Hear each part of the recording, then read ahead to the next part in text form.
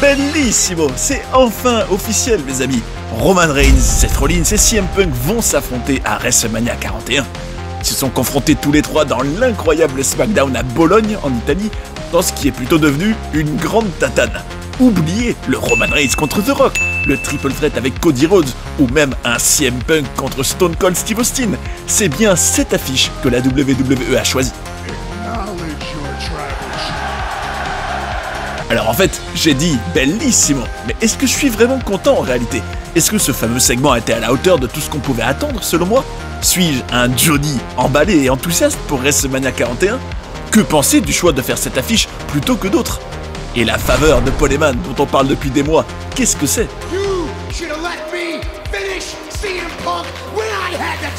Attrapez-vous un cappuccino, un morceau de panettone ou des spaghettis bolognaise, on va en discuter ensemble. Vous êtes bien sur Johnny Catch, mon avis tranché sur le brawl à Bologne. C'est parti.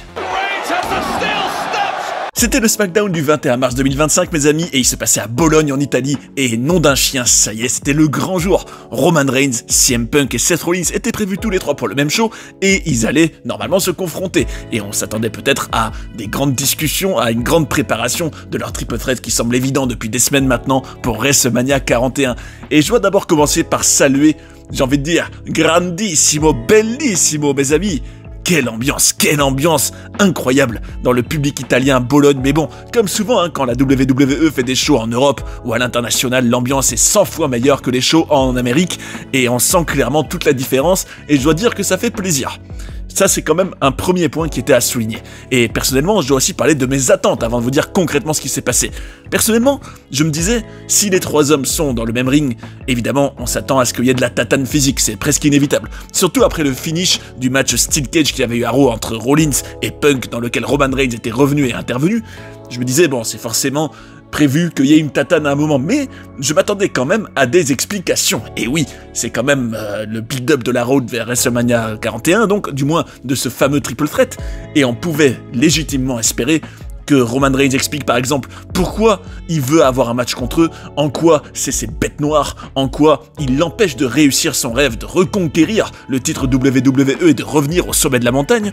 On aurait pu espérer un CM Punk qui nous explique qu'il en a marre en gros d'avoir ses cailloux dans la chaussure lui aussi, hein, entre Roman et Rollins, et même que pour aller en gros dans le main event de WrestleMania, son grand rêve, ben qu'en réalité c'est sa dernière option, hein, puisque le Rumble ça a pas marché, le Chamber ça a pas marché non plus. D'ailleurs, ça pourrait peut-être lié en gros à la faveur de Paul Heyman, la fameuse qu'on nous a teasée depuis War Games, hein. Qu'est-ce que Paul Heyman doit à CM Punk en échange de son aide lors du fameux War Games? Ça, grande question. Et puis, quant à Seth Rollins, on pouvait espérer peut-être qu'il parle de son passif avec Roman Reigns, qu'il parle évidemment de toute son histoire avec CM Punk, mais bon, ça, on s'y est quand même déjà bien attardé, donc peut-être pas la peine d'insister trop dessus. Ça fait quand même depuis des mois qu'ils font de super promos, hein, Rollins et Punk, donc limite ça peut-être un peu moins, mais voilà en gros mes attentes mes amis. Et la question que je vous pose et qu'on peut se poser, est-ce que ce segment a été à la hauteur de toutes ces attentes? Alors déjà, je dois dire que purement en termes d'électricité, d'atmosphère, de public, de réaction des gens, c'était super. Ça vraiment, je dois dire que voir chaque acteur, en l'occurrence chaque acteur du triple threat, hein, arriver dans la salle et se faire en gros chanter son team song, se faire acclamer. D'ailleurs, on notera que les trois étaient aimés. C'est ça qui est quand même assez fou, hein, je trouve, dans cette feud, c'est qu'il n'y a pas de heel dans l'histoire. Les trois sont populaires, les trois sont des babyface concrètement. Et ça, je me dis, c'est quand même, rien que ça, une grande particularité très intéressante de toute cette situation, c'est que Roman est clairement face, hein, il a des attitudes de face, le bon vieux temps du Tribal Chief heel, il est terminé, mais bon, pour autant, il reste quand même crédible et intense, hein, il reste super, même si peut-être un petit peu trop babyface parfois, on va en parler. Et puis les deux autres le sont aussi, évidemment. Donc, situation particulière. Mais en tout cas, voilà, donc au niveau de l'ambiance, ça, c'était un truc qui saute tout de suite aux yeux hein, quand on voit le segment. Et on avait donc Roman Reigns qui arrivait en premier, et il nous disait, après avoir enfin pu parler, d'ailleurs, il chantait, qu'est-ce qu'il chantait, les fans, ils étaient heureux de voir leur Tribal Chief, ce qui fait plaisir, hein, ça fait plaisir. Et n'oublions pas quand même le chemin parcouru aussi par notre Tribal Chief, quand on se rappelle que, environ 10 ans en arrière, il pouvait pas parler parce qu'on le huait trop. C'était tout l'inverse. C'était pas qu'il pouvait pas parler parce qu'on l'acclamait trop, hein. Donc ayons la valeur pour lui, soyons heureux pour lui de son chemin parcouru, puisqu'il est aujourd'hui clairement un des catcheurs les plus populaires, de loin. Et le O2C en tout cas nous aime aussi. Il nous l'a dit, il nous a dit qu'il nous aimait. Et Roman Reigns il est allé droit au but, alors peut-être un petit peu trop droit au but justement, j'aurais aimé qu'il en parle davantage, mais bon, peut-être que ça va se faire d'ici WrestleMania 41, c'est sûr qu'il y a encore un mois à remplir, hein. Donc c'est vrai qu'il y a le temps, même si paradoxalement, ça passe vite, hein. Ça passe vite, un mois, ça fait que, allez, 3 ou 4 weeklies, bref. En tout cas, Roman disait que tout simplement, ce qu'il avait fait au Madison Square Garden dans le fameux Steel Cage qu'il y avait eu entre Rollins et Punk, c'était pour se venger de ce qui s'était passé au Rumble. En gros, en résumé, CM Punk l'a trahi au Royal Rumble, alors que pourtant, ils avaient fait une alliance depuis War Games Survivor Series, depuis l'automne 2024. Donc ça, Roman Reigns l'a mal pris, et donc il s'est vengé de ce que CM Punk lui a fait, en gros de l'avoir éliminé. Et Seth Rollins, tout simplement, c'est parce qu'il a tenté de le tuer au Royal Rumble. C'est vrai que les curb stomps étaient sacrément violents. Donc oui, il a effectivement tenté de faire mal à Roman Reigns, et c'était pour se venger. Ni plus ni moins. Et pourtant, là donc, alors que je m'attendais peut-être à ce qu'ils nous disent au Royal Rumble, je voulais, moi, Roman Reigns, après avoir retrouvé mon Oula Fala, je voulais retrouver une opportunité pour le titre WWE, celui que j'ai perdu à WrestleMania 40, il me le refaut. N'oublions pas d'ailleurs la scène du stade, à l'automne 2024 aussi, avec Cody Rhodes, où il disait clairement qu'il était en route là pour reconquérir tout et revenir au sommet, que ça allait forcément arriver. Bon, après, ça n'empêche pas que ça va arriver, mais c'est juste que là, ne pas avoir le moindre mot sur ça, je trouvais ça quand même un peu étonnant. Dites-moi dans les commentaires si vous êtes d'accord, mais que Roman Reigns dise pas un seul mot sur, en gros, le Royal Rumble, c'était le lieu où je voulais me qualifier pour le match contre Cody Rhodes et avoir l'opportunité de me racheter, de retrouver mon respect, de revenir au top, de reconquérir, de réaliser mon grand objectif. Ça, il en a pas dit un mot, ce que je trouve un peu bête. Alors c'est pas la faute de Roman Reigns ou de je sais pas qui, c'est juste que je trouve que c'est pauvre, ça aurait pu être plus personnel, plus émouvant. Si Roman Reigns nous avait dit par exemple, le Rumble, je l'attendais avec impatience, je m'étais préparé depuis des semaines pour être au top, j'étais en bonne voie, j'éliminais des mecs, et là, on m'a trahi. En gros, à cause de Rollins qui m'a perturbé, qui est ma bête noire, que j'en peux plus de lui depuis WrestleMania, déjà depuis WrestleMania 40, il m'a coûté en gros mon titre, mais aussi depuis 10 ans, il me pourrit la vie, cette bête noire. Il aurait pu dire ça, puis il aurait pu dire, et CM Punk alors que on avait fait un pacte, il m'a trahi. C'est nul, et je vais me venger, et avant de pouvoir enfin toucher au titre, je dois les tataner tous les deux, et me débarrasser d'eux une bonne fois pour toutes. Et si Roman Reigns avait dit ça, ça aurait été bien mieux. Enfin, c'est mon avis. Et ça, il l'a pas fait, malheureusement. Et dans la foulée, donc, Seth Rollins est arrivé. D'ailleurs, à Seth Rollins, j'ai envie de le renommer, c'était Blue Rollins, là. C'était un Seth Rollins qui s'est dit, je suis à SmackDown, c'est l'occasion d'être tout en bleu. On aurait dit un peu un ouvrier, alors attention, je dis ça de manière humoristique bien sûr, mais c'est vrai que Seth Rollins et cette tenue, c'est une autre histoire, on va pas commencer sur ça.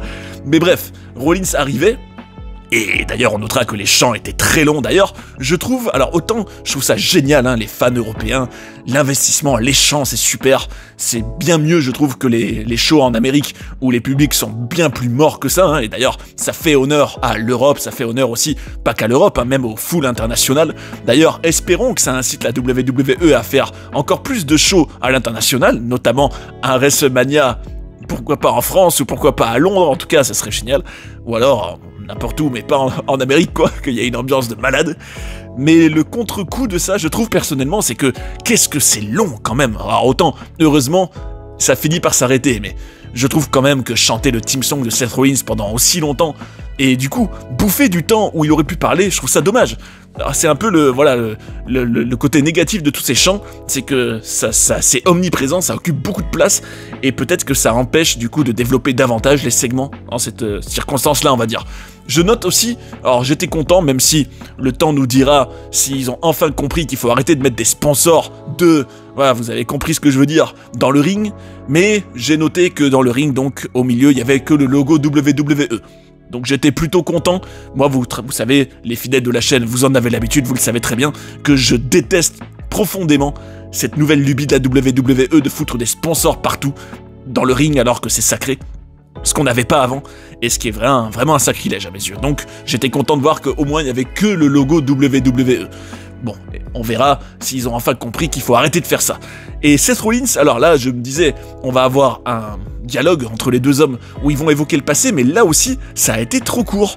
J'étais déçu, parce qu'il disait, alors autant j'apprécie que Rollins dise En gros, oui, tout a commencé, en gros, entre nous, depuis toutes ces années, il y a plein de chapitres à notre histoire. Je voulais en gros débarrasser la WWE de CM Punk, mais tu m'en as empêché en gros. Et bon, ce qui est vrai, hein, bon, ok, c'est intéressant, mais j'aurais aimé qu'ils en parlent plus de leur histoire. Alors ils en auront l'occasion, j'imagine, mais Seth Rollins et Roman Reigns, il y a tellement de passifs entre le Shield, entre WrestleMania 40, entre les fois où parfois ils se sont retrouvés, parfois ils se sont à nouveau clashés. Je me dis, nom d'un chien, pourquoi il n'y avait pas plus de contenu? Donc voilà, après quelques petites phrases, alors d'ailleurs, je dois quand même dire un aspect qui est quand même génial hein, dans toute cette rivalité entre les trois hommes, puisque CM Punk est arrivé juste après.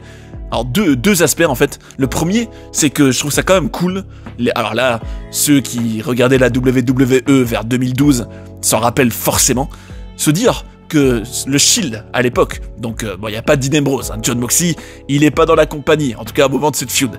Mais en tout cas que Roman et Rollins soit lié à Punk, avec qui tout a commencé, hein. N'oublions pas qu'à l'origine, le Shield intervenait pour CM Punk, hein, à l'époque, quand ils ont débuté à la WWE dans le roster principal.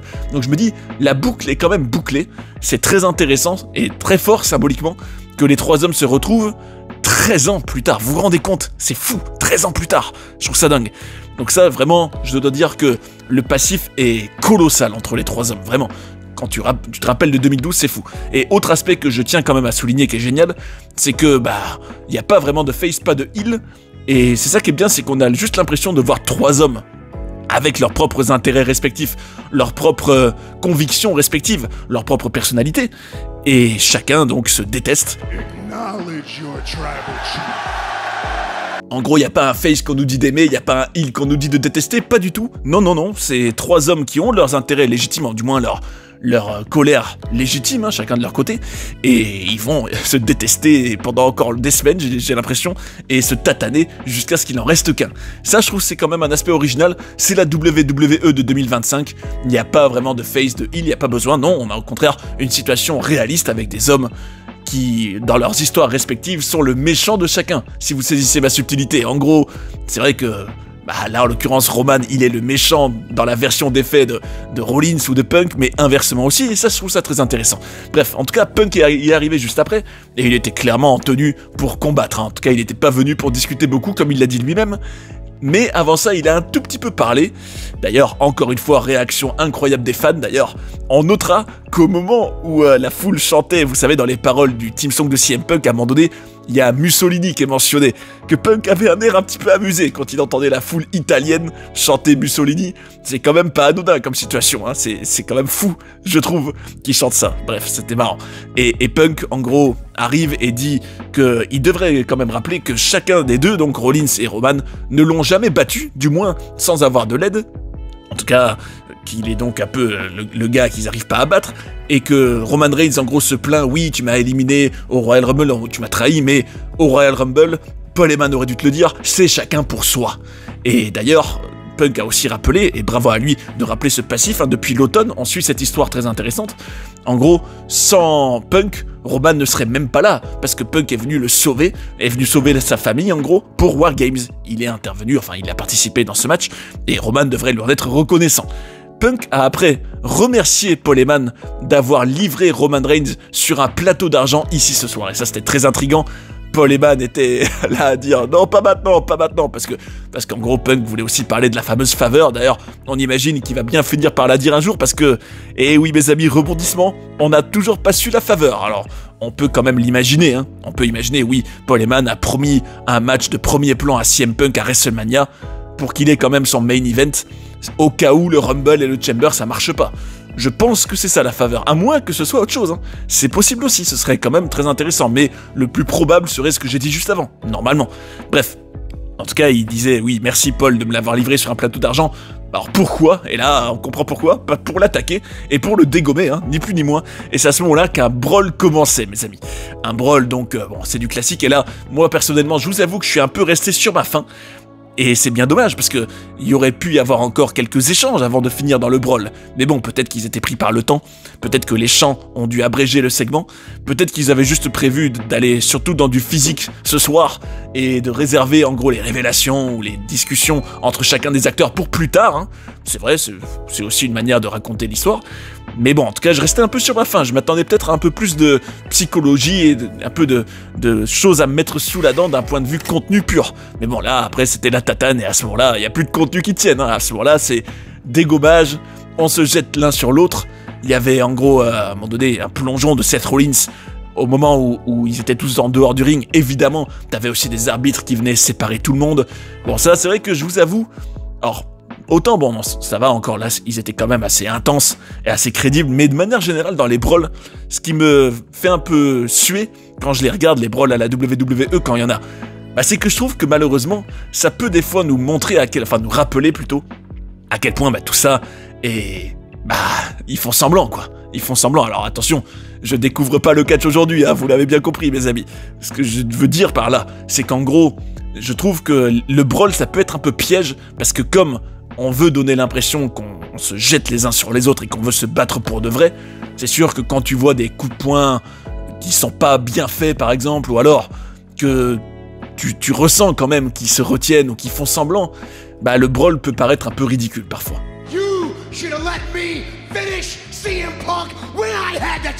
Alors, par moments, c'est vrai que je me disais, bon là, ok, enfin, en tout cas, ce brawl m'a pas passionné, on va dire, même si le public chantait Mamma Mia, parfois, ce qui me faisait rire. Parfois, ils encourageaient l'un, parfois, ils encourageaient l'autre, et ça, je trouve ça marrant. Mais bon, après, c'est un brawl, hein, donc forcément, c'était quand même une tatane, avec quand même un moment bien où je trouve que Roman Reigns a été puissant en dégommant les deux avec l'escalier.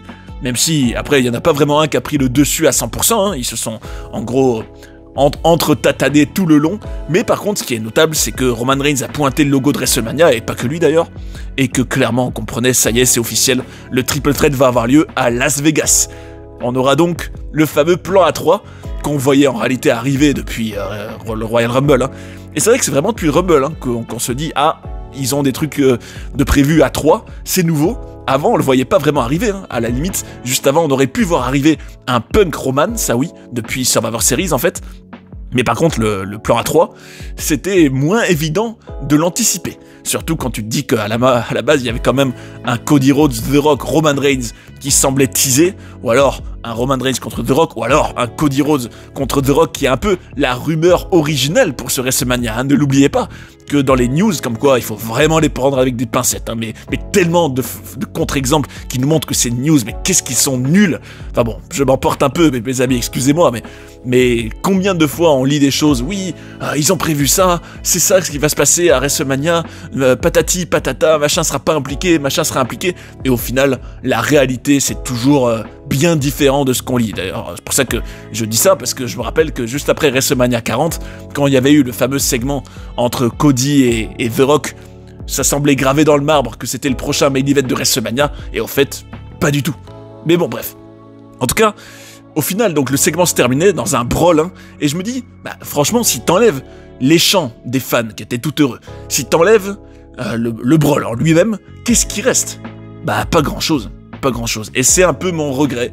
Voilà, je trouve que c'est dommage de pas avoir été davantage dans de la substance pour ce segment. J'attends quand même avec impatience qu'on sache la faveur de Paul, j'apprécie l'implication des fans dans ce segment, et il faut en avoir la valeur parce que j'imagine que les prochains qui seront pas forcément aussi investis de fans, bah ça rendra les segments peut-être moins bien. Mais bon, il faut en tout cas avoir la valeur d'avoir eu ce SmackDown donc à Bologne avec cette ambiance-là. Et j'attends finalement avec impatience les prochaines interactions entre les hommes. Mais le problème, c'est que je me dis, vu ce qu'ils ont fait donc dans ce SmackDown, j'imagine très mal que les prochaines interactions entre les hommes donc soient verbales et pas physiques. Là, par exemple, après un brawl pareil, comment Roman et Punk, ou Roman et Rollins, ou Rollins et Punk, hein, pourraient se retrouver dans un ring sans se jeter dessus? Et je me dis, est-ce que ça nous fera faire l'impasse sur le psychologique et sur les promos et sur les échanges au micro? Ce serait bien dommage, ce serait bien dommage. Après, ils peuvent avoir des promos seuls, ils peuvent avoir des interviews, c'est sûr, mais j'aurais aimé, j'espère qu'on l'aura quand même, avoir par exemple un échange Paul avec Punk et Roman, et Paul au milieu, qui va choisir? tout ça est potentiellement très intéressant. Mais bon, ayons espoir que ça finira par arriver. Et c'est vrai que finalement, le fin mot de cette situation-là, à 3-1, c'est que, certes, il n'y a pas de titre en jeu. Certes, il n'y a pas de face, il n'y a pas de heal. C'est chacun déteste l'autre. Finalement, on pourrait résumer l'histoire par, en gros, l'idée que les trois ne peuvent plus coexister à la WWE. Roman ne peut plus, en gros, avoir Rollins dans les parages et il doit l'éliminer s'il veut, en gros, revenir au sommet.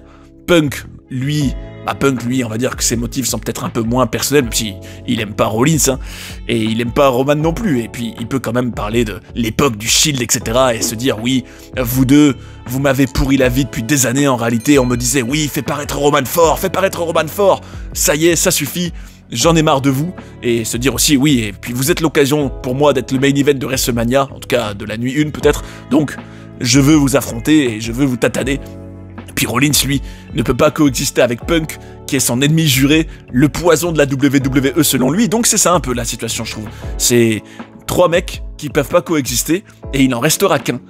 D'ailleurs, et ce sera mon mot de la fin, j'espère en tout cas que, en termes de violence, vu la haine qu'il y a entre eux, j'espère que ça sera à la hauteur à WrestleMania, et qu'effectivement, il n'en restera qu'un. Parce que sinon, tout le build-up aura été ridicule, sinon. En gros, si tout ça, c'est pas pour mener à au moins un des trois mecs qui dégage, alors, soit, je sais pas s'il sera viré de la WWE ou absent pendant un moment en tout cas, sinon, en tout cas, je trouve que ça doit mener à de la violence et à un gars qui reste debout à la fin, qui peut aller accomplir sa quête.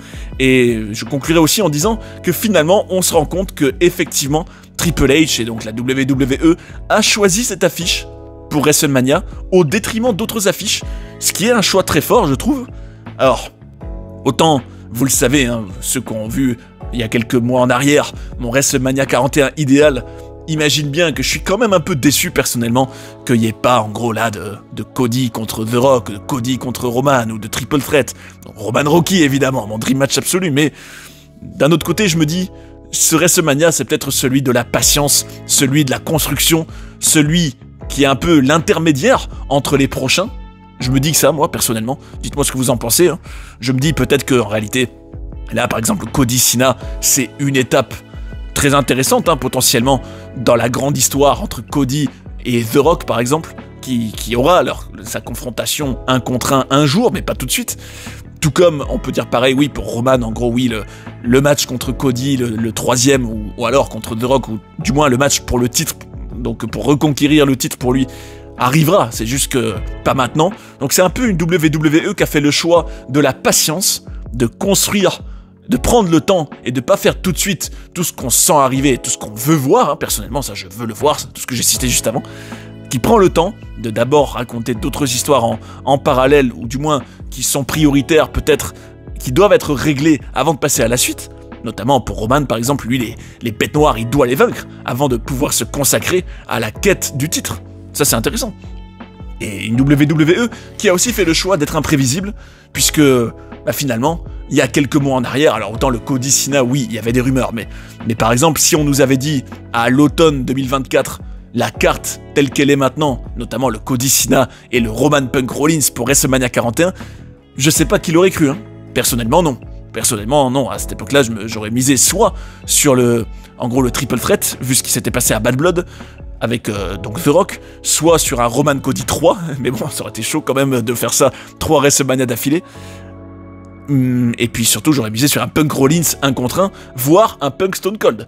Bref, vous l'aurez compris, ce WrestleMania et cette route est plutôt imprévisible, et on va pas s'en plaindre. C'est mieux ça que de tout voir arriver des mois à l'avance, et que tout se passe comme prévu, et qu'on sente tout arriver, non. Ayons la valeur que on prenne le temps, qu'on voit pas trop quand est-ce que quoi va arriver, hein. Là par exemple, on sait pas, hein, quelle est la suite, on sait pas. On est embarqué dans la route, dans l'aventure, et on savoure chaque show. Et j'en profite d'ailleurs pour vous demander à vous, donc, est-ce que vous êtes heureux de ce choix de la WWE? Qu'est-ce que vous en pensez? Est-ce que ce triple threat vous réjouit? Est-ce que vous trouvez ça, non, trop dommage qu'il n'y ait pas les autres belles affiches et que vous en avez marre de les attendre? C'est vrai, par exemple, le Roman Rocky, c'est vrai, en soi, on l'attend depuis 5 ans maintenant. Et on n'est pas encore prêt à l'avoir, hein. Je veux dire, pas avant 2026. Hein.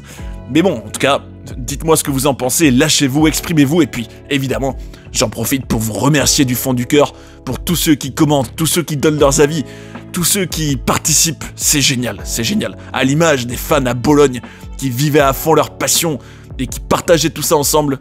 C'est ce qu'on vit aussi dans l'espace commentaire, et c'est génial. Donc allez-y, lâchez-vous, faites-vous plaisir. Je serai le plus heureux de lire tout ça.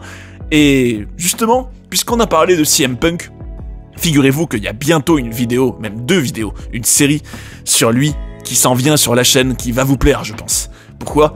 En gros, le 1er mai, à partir du 1er mai donc à ce moment-là, on sera sûrement remis de WrestleMania, on verra si CM Punk sera encore dans les parages, peut-être qu'il aura gagné, on sait pas, peut-être qu'il sera à la poursuite de John Cena aussi, qui sait.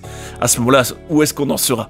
En tout cas, le 1er mai, je vous donne rendez-vous pour une série sur la Straight Edge Society. Et oui, la Straight Edge Society, l'époque où CM Punk était le gourou d'une secte, de type qui voulait surtout pas, en gros, boire de l'alcool, fumer, être addict à quoi que ce soit. Non, non, non. La première vraie gimmick très forte de CM Punk à la WWE, hein, qui était passionnante, qui était basée sur de la vraie vie, dont les coulisses sont croustillantes, croyez-moi, parce qu'on peut considérer qu'à l'époque, c'est là que les premières frustrations qui mèneront à la fameuse pipe bomb de CM Punk en 2011 sont nées. Et pour tout fan de Punk, croyez-moi, c'est caviar. Et même pour tout fan de catch, hein, avoir les coulisses de ça, et puis même en soi, la Straight Edge Society, c'est génial, c'est passionnant. Pour toutes ces raisons, je vous donne rendez-vous le 1er mai pour cette série. On va se régaler ensemble, mes amis. Espérons en tout cas, mes amis, que la suite de ce build-up, hein, de ce triple threat soit à la hauteur, soit peut-être plus poussé, plus développé, qu'on passe des beaux moments imprévisibles, qu'on construise toutes ces histoires en même temps, et qu'à WrestleMania 41, à Las Vegas, on se régale. D'ailleurs, si vous avez envie de découvrir des documentaires sur des personnages incroyables ou d'apprendre plein de coulisses et de controverses de la WWE, j'ai tout ce qu'il vous faut ici. J'espère que vous avez passé un bon moment devant cette vidéo et je vous invite à rester sur Johnny Catch pour en voir d'autres.